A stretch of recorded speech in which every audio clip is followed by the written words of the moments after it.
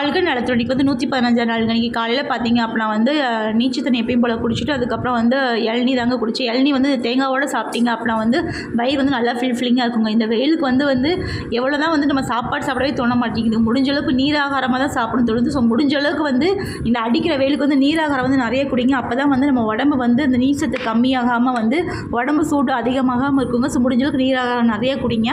அதுக்கப்புறம் மத்தியானத்துக்கு பார்த்தீங்கன்னா நல்லா வந்து பழைய சோறு தாங்க சாப்பிட்டேன். ஸோ பழைய சோறு வந்து சாப்பாடு கம்மி பண்ணி நிறைய தயிரும் நிறைய தண்ணி ஊற்றி தாங்க சாப்பிட்டேன்.